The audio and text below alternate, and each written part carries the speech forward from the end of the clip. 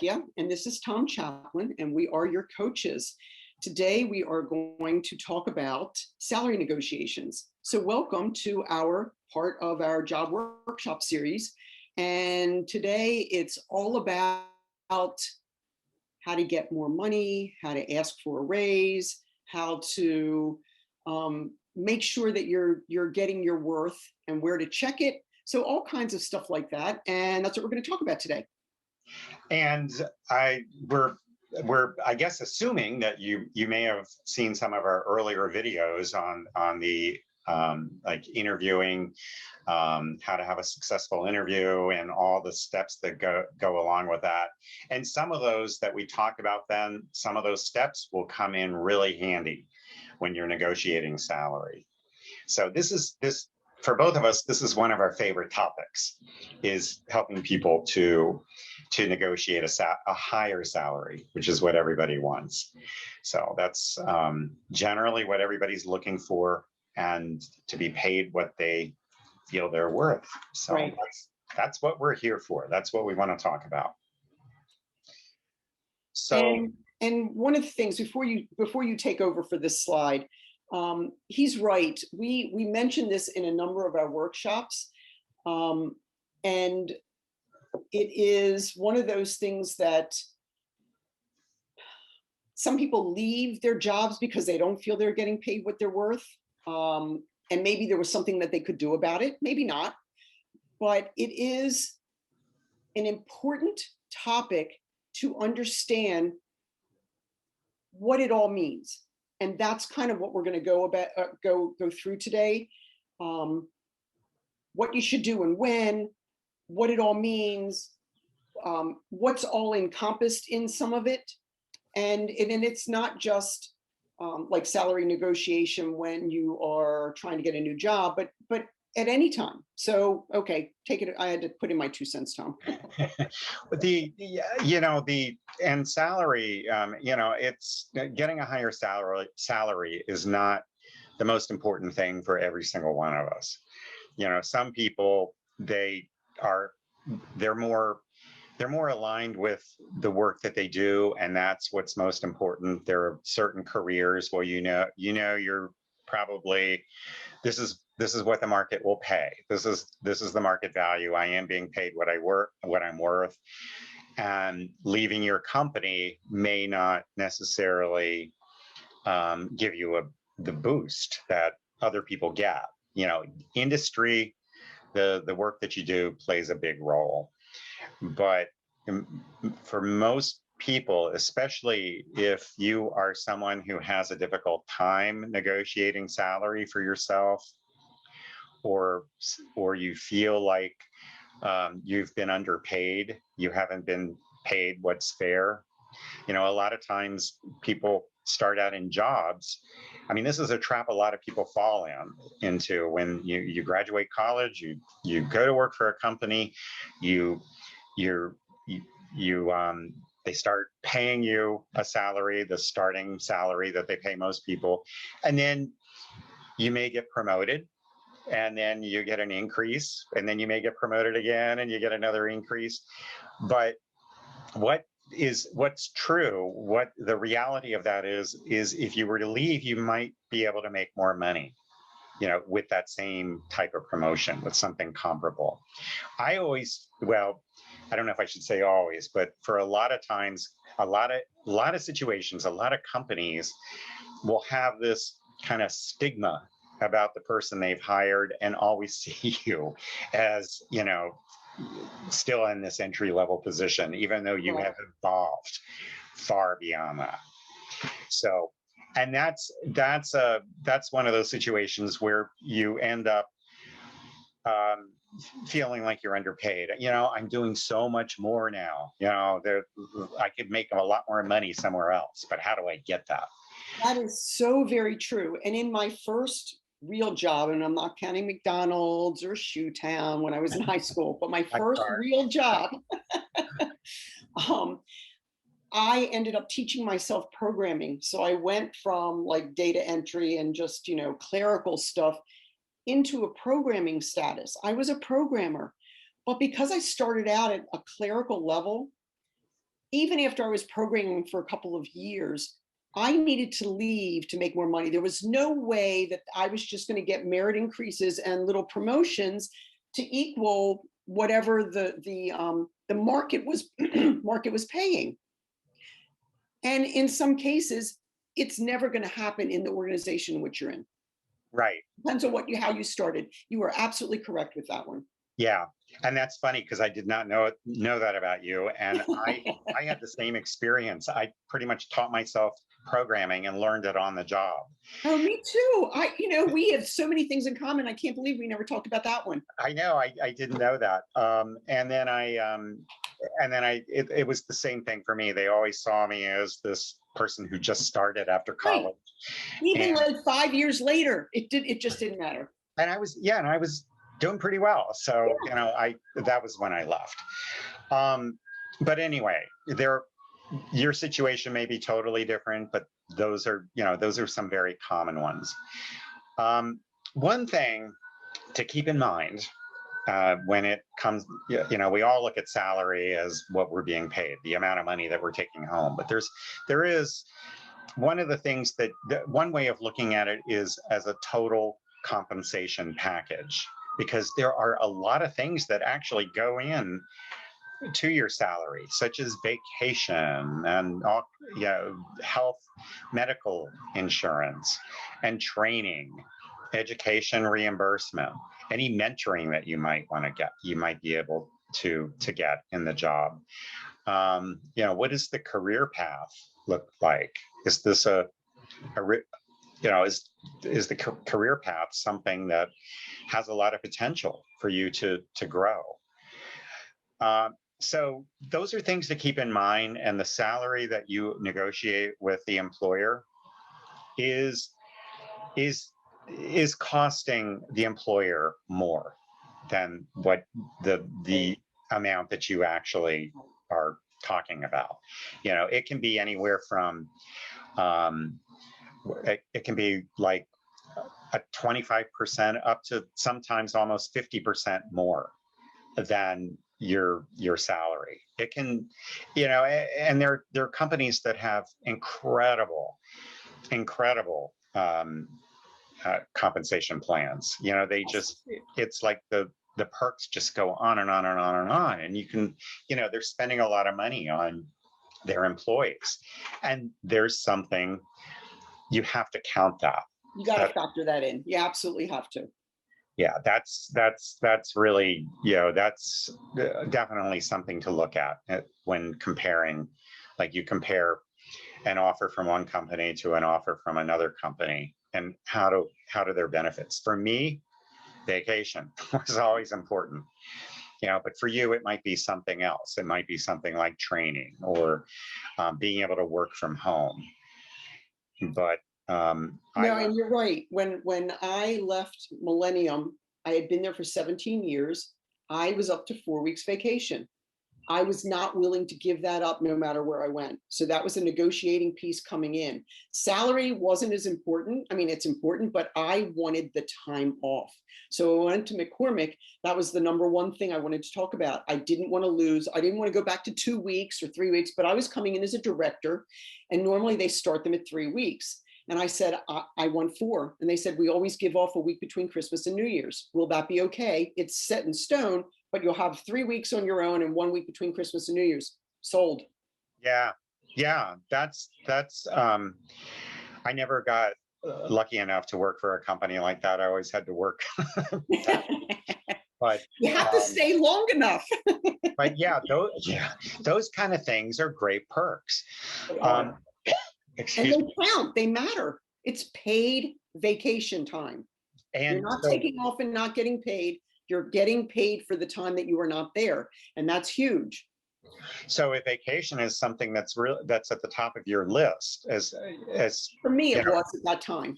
Yeah, it's something that you can negotiate. Certainly try. Yeah. Oh, sure. It never, it never hurts to ask.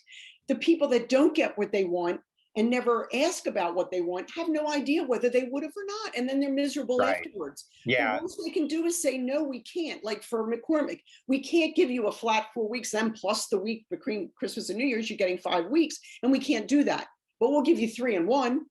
Yeah. That worked for me. Yeah. Okay. Yeah. So, it's whatever's important. So, it's one of the things to keep in mind when you are seriously considering a new opportunity with an employer. You want to think about all the things that they're offering and what's most important to you, because And it's different for everybody. it's different for everybody. So you really, yeah, you need to get clear on that, because they are potential negotiating tools. You may not get the salary that you really hope for, or at least not, well, it just may not be exactly what you had envisioned, but you could make up for that. Right. So if you got more, if they paid more of your health insurance, and that's less coming out of your salary, you got to factor that in. Right. Or maybe they would reimburse you to get another degree, a Right. master's degree. That's it. That's a lot of money. Yeah. Yeah. That's it. It's great if they offer that. Sure. Other people, they may just be able to, you may want to talk about flex time or being able to work remotely. Especially if your commute time is pretty long, and that saves you an hour and change in the car, one way. So Right. all those, and gas, all those things matter. And you need to think about it as a whole package, not just, I want this salary and that's it. But with that in mind, you do need to know your line in the sand for salary. What is the minimum? I don't mean the what you really want. What's the minimum salary you need to keep a roof over your head, to have food on the table, to live? Because if you're making X, let's say you're making $50,000 here, but you really only need 48. If you got your dream job, you'd settle for 48, then 48's your minimum, not 50. And if you got 48 and some other, stuff, would you be okay if that was your dream job? I'd say probably yes. So that's how you have to think about it. I don't want anybody to say, well, my minimum is X, but then you can't pay your rent. I mean, that's doesn't make sense. Right. So you really need to think about what it is. Do you have a significant other that works? So your minimum could be, negotiable, kind of. Yeah, you need to be able to live on it. Yeah. So it's important to know what the minimum is before you ever start looking for a job, or before you ever start negotiating for anything. You just need to know what that is. Absolutely. And you need to know your market value too. Correct. What the market That's huge. will pay. Because you really, that's one of the key steps in negotiating a higher salary. You need to know what you're worth, what you're worth in today's market. And Glassdoor is fabulous for that. Use Glassdoor. Yeah. Glassdoor really is good for that. And it gives you, a lot of times you can find out how the company pays and what their benefits are like. It's Correct. part of the research that you do before you actually ever go in for the interview. But yeah, I love Glassdoor.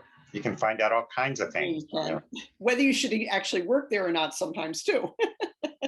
Totally. Yes. Yeah. If there are a lot of disgruntled employers, you will you will read all about that. And that's when it goes ding, ding, ding, ding. Yeah. Time out. I don't want to go there.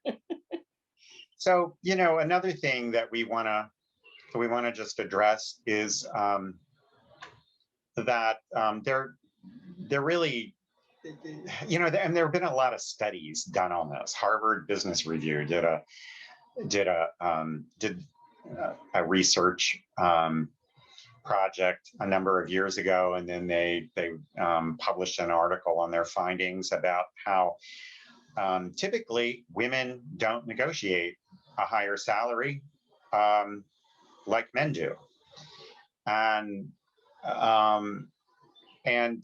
it really puts women at a disadvantage. I think, there are various reasons why that they offered as to why that is the case.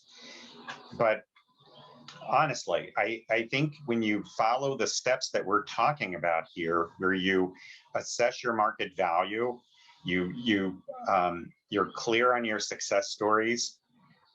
It just negotiating a higher salary, it just becomes a logical conversation to have. It's like, why, of course you should pay me more because, I'm this worth is it, what and I'm here's worth in the why. marketplace. And here is proof of what I've done. So, and it doesn't mean that all women don't negotiate a higher salary. I've seen women who are, have no trouble asking for more money. And I've also seen plenty of men who don't want to. Yeah, but on the average, men by far are better at negotiating for themselves, or not better. They just do it more often. Let me I put it think it that way. becomes more, I think it's more natural. It Um, is. and women, for some reason, are like have no problem negotiating for other people, but it's harder for them to negotiate for themselves. So, but I really find this process to be kind of foolproof in a way. If you're negotiating a higher salary, I mean, it can be uncomfortable because you're talking about money. Here's your possible future employer sitting on opposite sides of the table. You're not agreeing on something. Mhm. It can be a little awkward, but you don't. Well, you really, yeah, under most circumstances, you're better off to start at a higher place.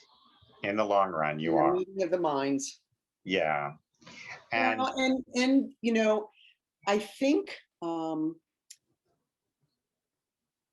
talking about yourself for many people is uncomfortable. And when you're negotiating your salary, you've got to give them reasons why. So you're talking about yourself, you're tooting your own horn. yes, And for some people, that's very comfortable, men and women. For some people, it's not, men and women. Um, it is one of those things that once, and Tom's right, once you know your worth, you know what the job, the basic job on Glassdoor says in this market for all these companies we're paying X, and you're getting below X, or you're looking for the job, and this is, you're coming in. It doesn't matter whether you're coming into a new job and the salary, and so you've got your old one, or you're in an organization and you're trying to take a new role in the organization. You're moving to a department. It is still a salary negotiation because you're changing departments.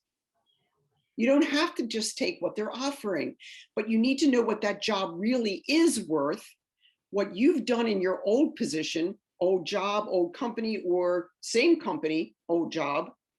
Really know all of your stories, what you've done well. Why would they even consider you anyway? And if they are considering you, what is it really worth? And what's it worth to you? right. Let And that me, will make you much more comfortable to actually have that conversation. yeah, and let me just give a brief example of what the conversation might look like. Let's say that you are at the offer stage. They give you an offer and they come in at your minimum. Now you've already said that I'm looking for a salary in the range that falls within the range of, I don't know, 80 to 87.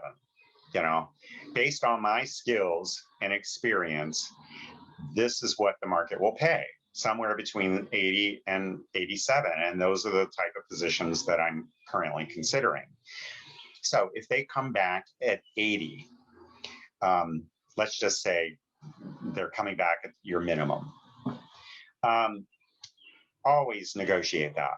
Say, okay, well, you have that's the minimum of what I was looking for, and I feel that based on this, the things I've done, I am worth a little bit more than that.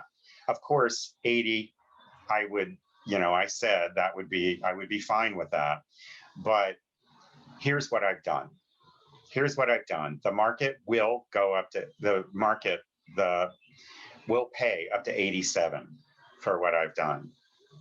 So I would be, I'm based on all of this, I would be much more comfortable starting at a slightly higher salary.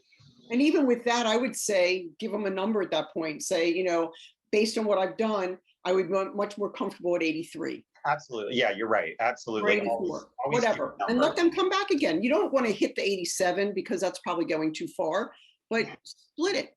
Yeah. Yeah. Don't It's just like leave them, negotiating for a house. don't just leave them hanging, because what they'll do is come back at 81. Right. So yeah, give them a number. Definitely. So and there are all kinds of other conversations that we could have around that, but I think that's really the best way to approach it. And you may have given them your success stories before, Do it but again. yeah, do it again. Say, as we discussed in the interview, or as I was explaining to so and so. I helped save the company X amount of dollars. We got all of our things came in under budget, and Yeah, here's what I'm good at. Whatever it was. Yeah, here's what I'm good at.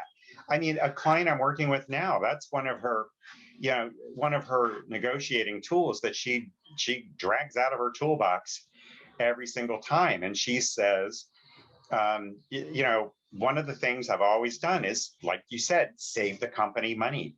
I can work miracles with small budgets. It's the truth. She can. And she wasn't even aware of it. It's one of those things that came out when she was doing, what was that exercise that we did from the last lesson, skills and strengths. Oh, right. And it's just like something that was so natural to her, she wasn't aware of it. And now it's one of her big success stories. And I love that. She can prove it. And so it's a great way to get more money, because you're going to save the company money. So it makes sense that I should have more money. You need to pay people what their market value is. So, okay, let's see. Let's move on here. So we referenced this before. There's two types of negotiations, and it is new hire, where you're leaving your old company, going to a new company. So it's prior to job acceptance. Same thing, you have to know your value, or you're asking for a raise. Let's say you're in your current job, you're asking for a raise, and or they're giving you, or maybe they're giving you. Well, no, I'd say if let's say you haven't had a raise in a while, and merit increases, and they're giving you more and more duties, and you're asking for a raise. So you have to know your value again, as well as if you're accepting an internal move. If you're going from job A to job B, such as I was going from clerical to programming, or Tom was too, know what that job's worth. You're accepting accepting an internal move to another department or whatever. Understand your value. It's really, really important. Yeah. And again, Glassdoor. Yeah, it's really the same process. You've got to. I remember a company I worked for. There was a woman I worked with who was on the sales team, and she was a phenomenal salesperson. And we all opened this office together. It was a branch of a national company, Hawk Kenyon, and we opened this branch together. So we started out from scratch. A year later, she was having a review, and she walks into this review with all this proof. So she could show them the paper, on paper, the money she has made. I mean, they knew the money she had made, but she wanted to show them that seeing it in black and white sometimes is just different than, well, I remember when she did this and she did that. Hugely different. Well, they knew how valuable she was, but she wanted to like have a conversation about it. And so she brought the evidence, and it worked. She got her increase. She got a new title. I mean, she got everything she asked for. Well, and that's personal value versus market value. Yeah, Sometimes your personal value to an organization is more than market value. good point. Yes, And absolutely. hers probably was. Totally. She was exceptional. And I think, you have your average salesperson, she was way above that. Yeah, So why should she be paid with all the other right, salespeople who started when she had excelled? right, exactly. So Yeah. there's a couple other things too. And we talk about this during our interview um, workshop. When you are doing salary negotiations prior to job acceptance, it's, I'm not going to say never, but it's almost never during the initial interview, because they're trying to decide whether they even want to talk to you again and have you meet anybody else. You might just be meeting with HR. You could be meeting with maybe a hiring manager, but they're not the ones who do the salary. So you don't ever bring that up. They might, but you don't.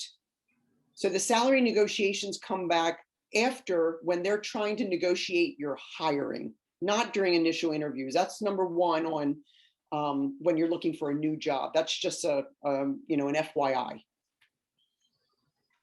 Yeah. And if it does come up, there are several different ways you could handle it. I mean, one, I think probably the most comfortable way is, if you don't want to really talk about salary right now, you'd like to Defer.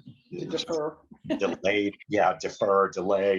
put it off until later. Just say, I'm not comfortable discussing salary yet this early on in the process. And that's fine. Yeah, and you can also say, I want to know about the total compensation package. So it's really hard for me to talk salary, since that's just one aspect of the whole package. That's one, I think, easy way to say that.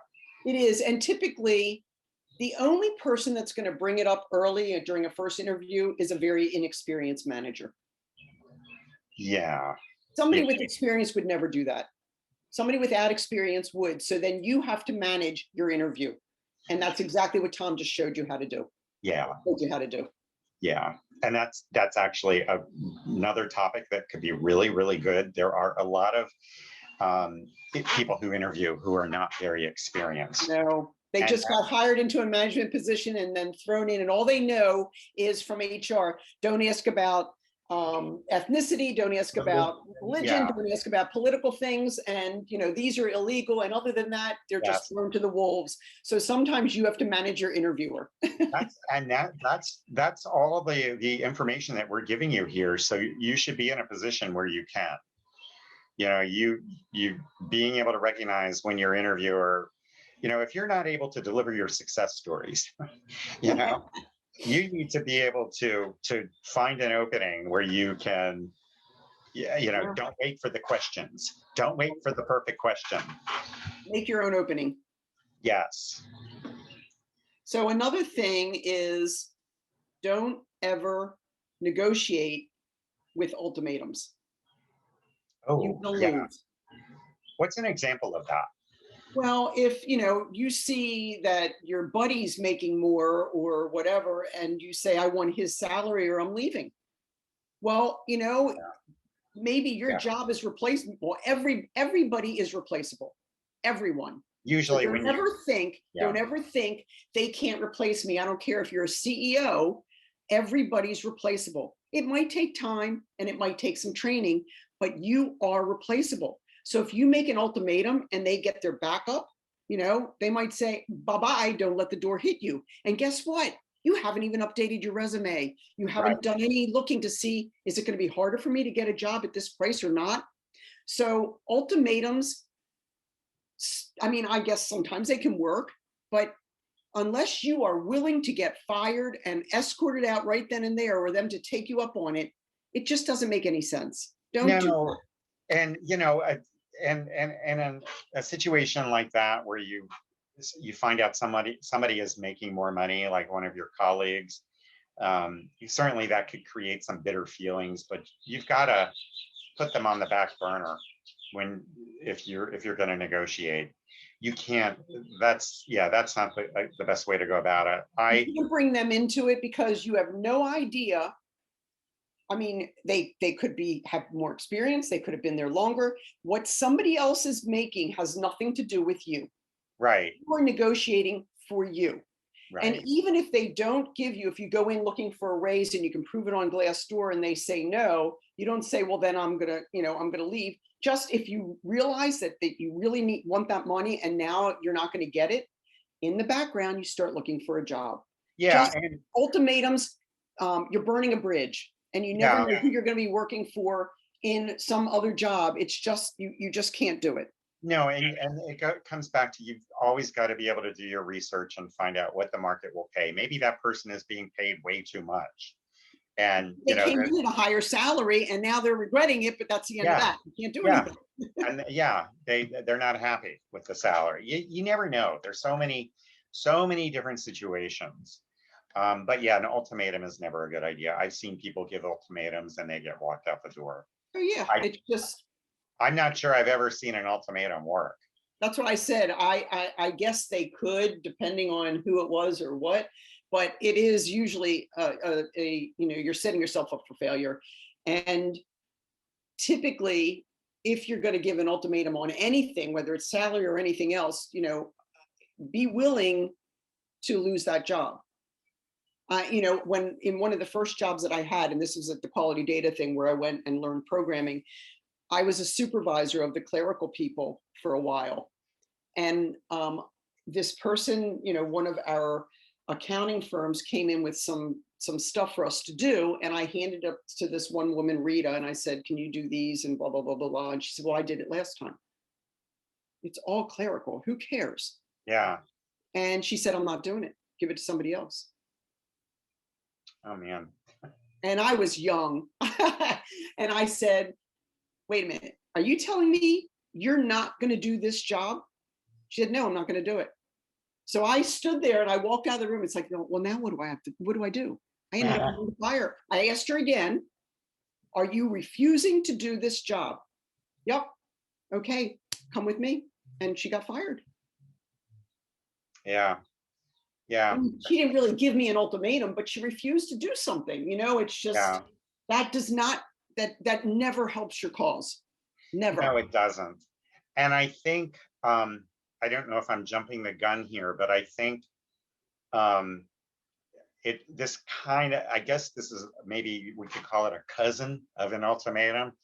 But if you ask for things that are just totally unrealistic, if you're let's say you're looking for a salary between 85 and 90, and they come back and offer you 75 or 65. Well, that's kind of insulting. Mm-hmm. But what if you ask for a salary of like 150? Do you think they're going to negotiate that? Probably not. They're going to think he's just somewhere else. I worked with someone who wanted a raise. So I think that is the next slide, Tom. Why don't you just switch it? Is it? Okay. I think so. I think that was one of the last things. How to renegotiate, when to walk away. Okay, yes, here we are. So I worked with somebody who wanted an increase, wanted a promotion. That's what he was looking for. So he asked for, he went out with the VP, he went out to lunch. They went out to lunch together. I never saw him again. The things he asked for were just so unreasonable. He wanted a new title. I think he wanted VP. It was a big jump. He wanted a big boost in salary, and he wanted a company car, a nice company car. That's something, something very, I forget what kind of car. He didn't want a VW Bug. He wanted top of the line everything, and I never saw him again. So, Yeah, you might be negotiating with your employer, but remember, they're trying to negotiate with you too. And if you ask for something that's completely unreasonable and you're not backing down, they're not going to keep you. right. Just like, you're not going to want to stay there Right. if they're not going to, if you feel they're being unreasonable, or if they give you an unreasonable offer, something But there that's is way a below your range. reasonableness test for what you're asking for also. If you are, you know, if the salary is for a typical job, let's say we keep using between 80 and 87, so you're asking 102, Yeah, and nowhere in that vicinity. So, I mean, you have to look by state or sometimes by county and then make sure that jobs are pretty similar, but nowhere on the planet Earth is this job getting 102. What do you think asking for it's going to do for you? right, And if your old job you were making, 75, you're still not going to get, you're lucky if you get between 80 and 87. right, So think about what you're doing. And yes, you want to get those jumps, and sometimes title matters, sometimes it doesn't. Don't let ego get in the way. You want to ask for what you truly think you deserve and what you truly want. right. That what you said is so important. Don't let ego get in the way. And it's hard for a lot of us to set that aside. Yeah. But you've got to be realistic about what you're worth. They're the employer, yeah, like you just said, the employer is negotiating too. Maybe they're not great negotiators, but they're still negotiating. Mhm. I like what's her name, Sheryl Sandberg. um, she's an example that a lot of people talk about. She's the VP of Facebook. Oh, right. Yes, yes, yes. I knew Yeah, it was familiar. and she negotiated, negotiated her salary. But one of the things she said during the negotiating process is, first of all, you want me to be a good negotiator because that's part of my job. So if I don't negotiate my salary, that's going to tell you that I'm not a good negotiator. And then the next thing she said was, this is the only time that you and I will be on opposite sides of the table. That's true. After this, we'll be on the same side. And that's such a good way to look at the negotiating process. Well, and she gave him a catch-22, so if I can't negotiate my salary, why would you even want to? So he's got to think, well, that's a good point.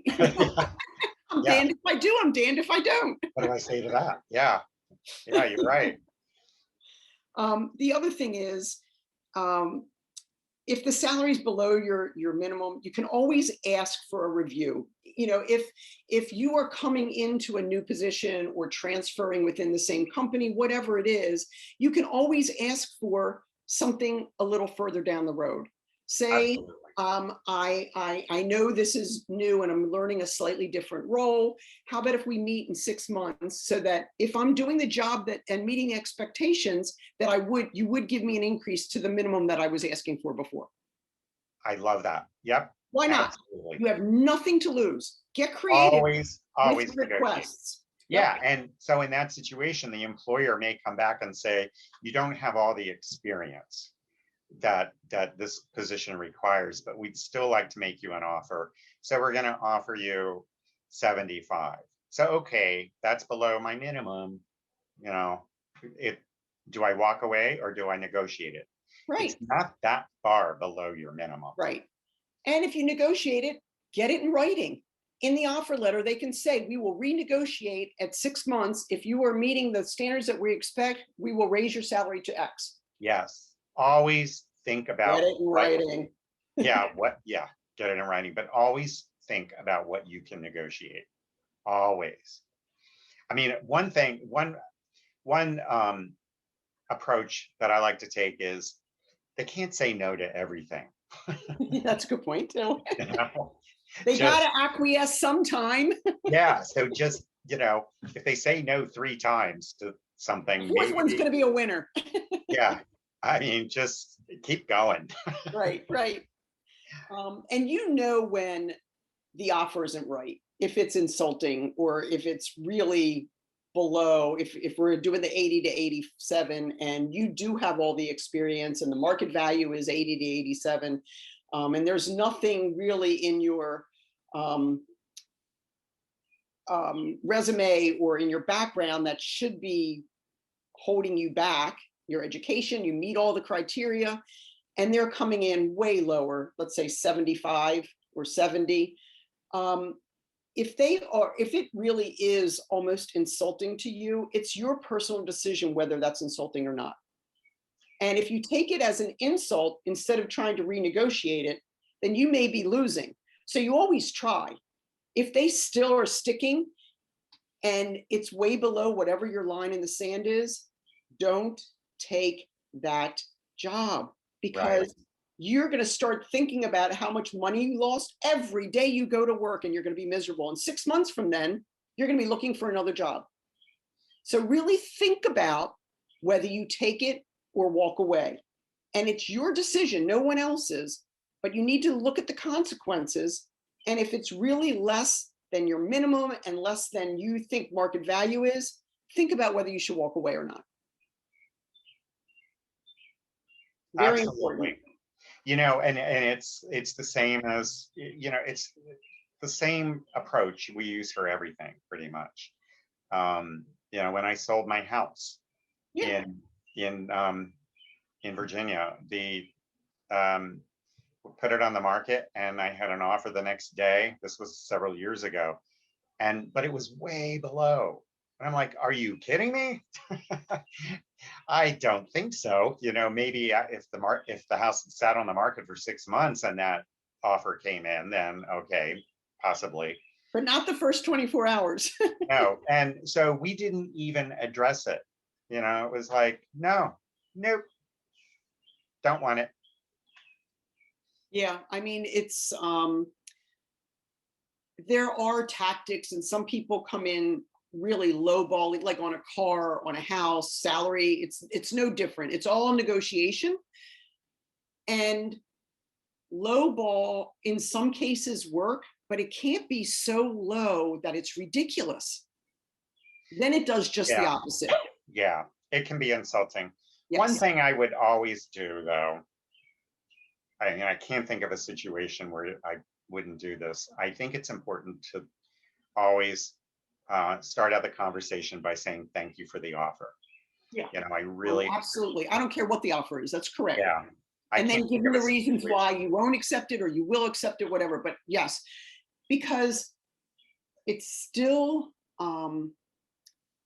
a professional, polite conversation. Yeah, yeah. No matter how insulted you are, just or you know, whatever you want to say thank you for the offer.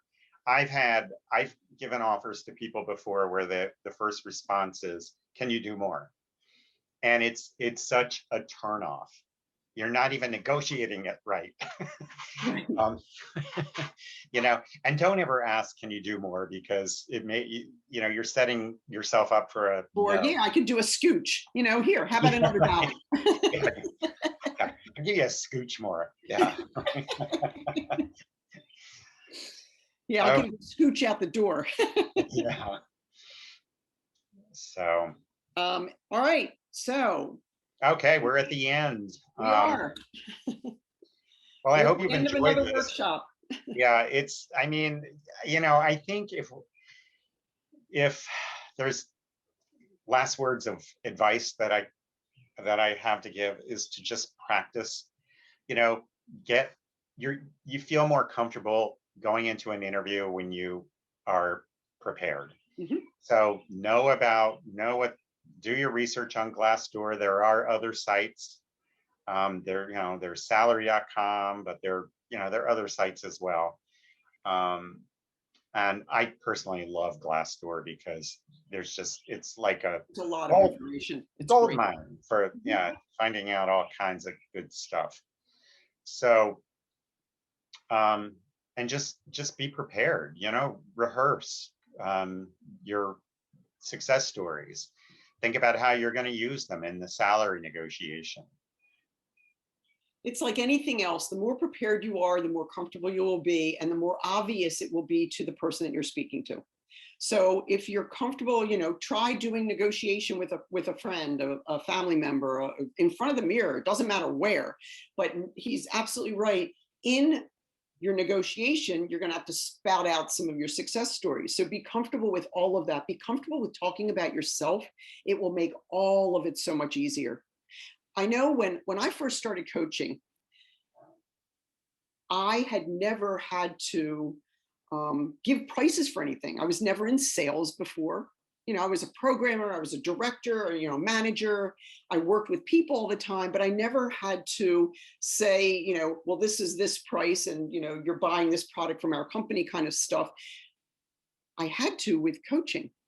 I had to start putting prices out there. And when I did a free conference call with somebody, tell them how much sessions were or a package was. It was the most uncomfortable thing that I've ever done in my life. And I've done try and talk my way into a higher promotion and that kind of stuff. This was by far the worst. And I was terrible at it. Terrible. I wouldn't have bought from me. I had to practice. I got very good at it. How did you practice? Well, so what happened when the first person that I was actually selling a package to, I'm talking to them on the phone and I said, well, four sessions or let's say, it was when I first started. So coaching, I was only selling it for like $25 or $50 an hour, way different than now. But when they said, so how much is a session? I went, well, it's $50 for an hour. And if you buy two, would you buy from me? I sound like some wishy-washy, God nebbish from planet whatever. It was horrible. And when I realized how bad that was, I came up with like a tagline that made me much more comfortable. And so now when somebody says, how much is it? I said, well, I got to tell you, coaching's not a cheap date. These are my package prices. Don't have to write them down. I will send them to you in an email. These are done. Way different. Yeah. But it took practice. I had to get comfortable with me, knowing that I was worth it. Know that you're worth your salary negotiation, that you're worth that new job. You are worth what you think you're worth. And if you believe it, they will too. That's a great example. Yeah. Well, so that's it. I think okay. So those are Terry's final words of wisdom is know that you're worth it and they'll believe it. Believe that you're, what did you say? Yeah. Believe that you're worth it and they will too. Absolutely. Yeah. And the only way you can really, I think if you find salary negotiation difficult, if you find the interview process maybe uncomfortable, the more you're prepared, the more you'll be ready to go. You'll believe that you're worth what you're asking for. So you'll be able to convey that message to the person you're negotiating with. There's a video workshop out there on interview skills if you're interested. The other thing is, if you have any questions at all, shoot us an email, coaching@jobgreatness.com. We will always answer emails, no worries whatsoever. We are here to help you. And that's what we do. That's what we do. So stay tuned for more videos. Yep. And thanks for joining us. Absolutely. Thank you. Have a great day.